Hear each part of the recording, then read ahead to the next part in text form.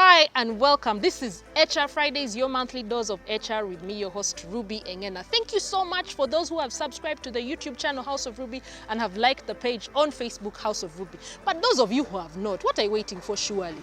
It is September. We are almost ending 2020 and you've not liked. So take a moment and pause this broadcast. Go ahead and like and subscribe to our YouTube channel and like our Facebook page. On this episode of HR Fridays, I am sitting with a gentleman who made the table at which we all earn our seats. A gentleman who is an events and marketing guru. A gentleman who is the founder and managing director of Eclipse Marketing and Events. Where others stop is where they start. So, as a result of the lockdown and the COVID-19 pandemic, many industries have been affected. The events industry being one of them. So I sit with a gentleman who is popularly known as Dr. Mich, Dr. Ronnie Egwang, to tell us how has he been able to adjust and continue to remain as awesome as he is, as awesome as his organization is, and really as awesome as whatever it is. So join me as I sit with Dr. Mich, tall, dark, and handsome.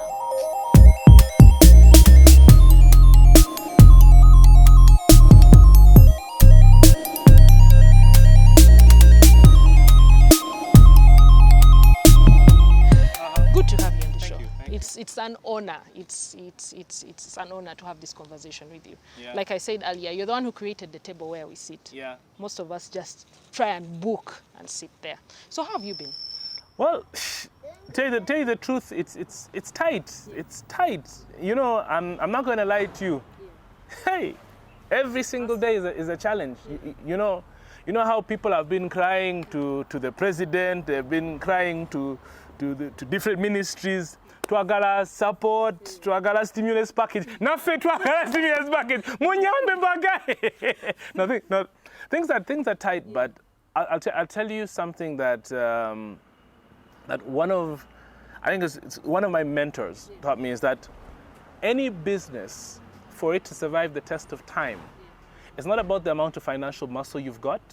It's not even about the amount of hardware that you've got. It's not even about how big the workforce you have, but it's about how agile and how dynamic you are in the face of new opportunities and new challenges. And COVID has been something which has taken the entire world by storm. It took the entire world, I think it pulled the carpet right from underneath us. Yeah. None of us knew it was coming. No warnings whatsoever. And even if you had planned, you know, a lot of businesses have what they call scenario planning specialists. They sit down and they say, in the next 2 years, 3 years, 5 years, this is going to be. Nobody could have predicted that one guy eating a bat in another country, just one chap, deciding to say, barbecued it, put his ketchup, said, mwah! Little did he know the impact that guy was going to have on our entire global, I think it's not even just one sector, on all the sectors you could imagine. So ours is known as a marketing and execution sector. So it's marketing, it's events, and everything that is tied around it. And we're the people who actually come up with solutions for different brands and bring their products to life. Whether it's a product, whether it's a service. And the moment the lockdown happened, pop, everything was killed, cut down to zero. And it's like we had a button. You know how you have a remote control and you press pause. And that's exactly what has happened ever since February. Right now we're in the month of September. So you look at the number of months, that's probably like 6 to 7 months whereby nothing has happened. And what do you do as a business? Well, you can sit there, cry and hope and pray that somebody's going to drop a bag of cash on your table, or you can innovate. And if you look at our motto as an organization, where others stop is where we start. And if you change that around, where time stops is where we started thinking. And in the middle of all this, the moment that they allowed us to start moving, the team got together and said, guys, we're not going to sit there and feel that we have been victims because the entire world is suffering. How can we take advantage of that? And we did our situation analysis and said, there are 2 opportunities we have right now. And all of them are in a sector that is a place that we haven't been playing much in. we've been in the corporate space. We've been doing events, road shows, concept development, a lot of TV productions, video productions. But a place we'd never played in is politics. And right now in Uganda, we're in the heart of the political, this is what they call the political playing field in the 6 months leading up to the elections. Yeah. Now, because of COVID, the playing field had to be totally, I think it had to be totally rethought through. And there was a new concept called scientific elections that was brought to, and the word scientific, I think, was misunderstood by some people. You thinking numbers, test tubes and the rest, but no, basically what we're doing is that we have got to find a way of engaging with the electorate in a way that keeps them safe from the virus. So the only way you can do that is by using digital. Yeah. So what we did is that we said, hey, let's use the years of experience we have as a creative agency and come up with concepts that we can share with political parties and individuals. Yeah. So we came up with roadshow concepts which were scientific, which ensure that, one, we continue communicating, but we are not getting too close to the electorate. We came up with digital systems and processes and products, which, say for example, Honorable Ruby wants to stand for a post where, what can she do online? And we said, one, we create for you your digital identity. Then number two, we manage content for you and design content. Like, look at what you're doing now with your HR Fridays. This is exactly what I'm doing. I ask you 4 critical questions. Who are you? What have you done? What are you promising me? And who is endorsing you? So I have got content around that which creates your image so that people will fall in love with you as a candidate. Okay, but doctor, let me first ask. So is it for particular parties? Neda! You can be here and be here. The question is this. Who is standing? Everyone. Everyone's standing. We've got independents, we've got the yellow parties, blue parties, red ones. So for you, it's a mix. It is whoever is interested in a solution. Yes. Because you see, it's the same thing with Eclipse as a brand. Yes. Eclipse is totally impartial. You see, in fact, someone said it very clearly. I think it was an interesting discussion. They said, so, who are you voting for as your best customer of the year? And me, I said, the best customer is the one who pays me well. Huh? So it's the same thing. Anybody who is interested in the solution, come see us and say, I don't understand this scientific election process. How can you help me? So we come up with an identity, we come up with content for you, but again, at the same time, we help you to engage. And you see, that's the second thing that we did. Minus dealing with individuals, we came up also with a debate structure. So we've come up with debate solutions which have helped various organizations who are trying to promote democracy. So we said, hey guys, this is how we can help you digitally to manage debates. Yeah. So minus structures for individuals and for parties, we also have something for organizations which are promoting democracy. But guess what?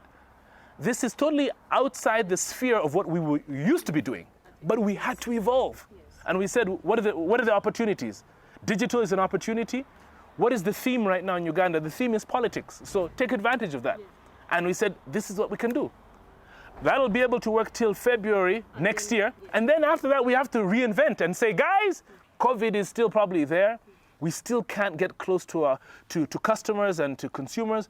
What else can we do? So we're thinking ahead. And we've seen that there's an opportunity in digital.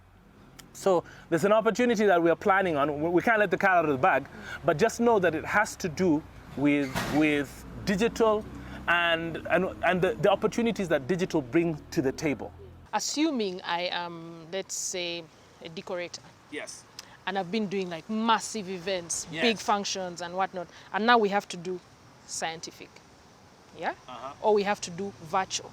Do I have to reinvent myself into, you know, what the need is, or I can continue to be a decorator for something small?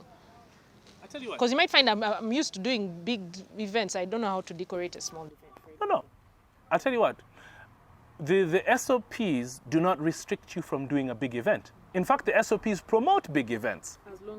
As long as there's distancing between you and the other people. Because I can still do my massive tent, my 1,000 seaters, 2,000 seaters.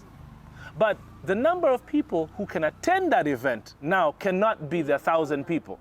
What will have to happen is that a table which used to be a 10-seater can now only be probably a 4-seater or a 5-seater, because now I need space in between.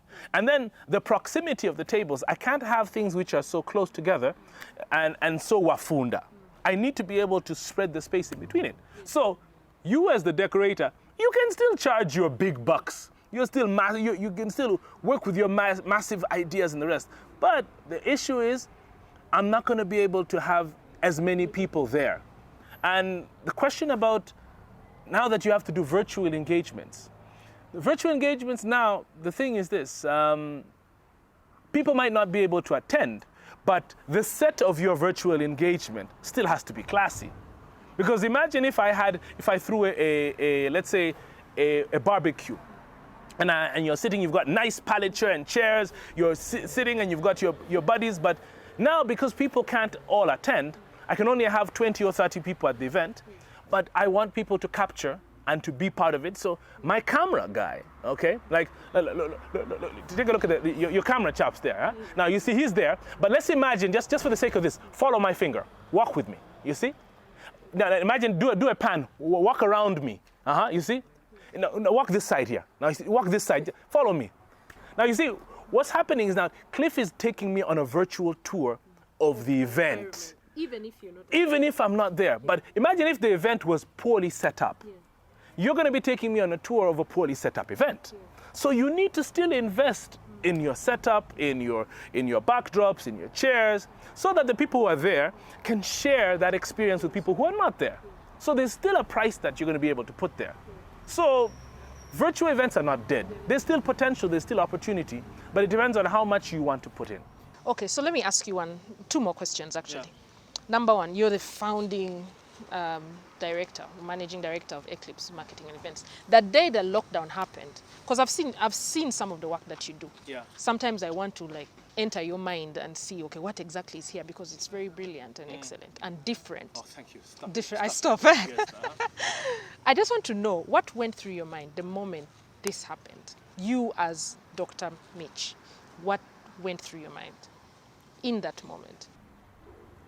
I'll tell you the truth, the first thing that went through my mind during lockdown was, it had nothing to do with business. It was actually concern. I was actually worried because at the beginning, nobody understood the virus, nobody understood the epidemiology, how it grows, how it goes, how it spread. Everybody had their own perceptions. And we were all scared to our britches and people were worried. We did not know how long it was going to last. We thought it was a 1 week, 2 week story.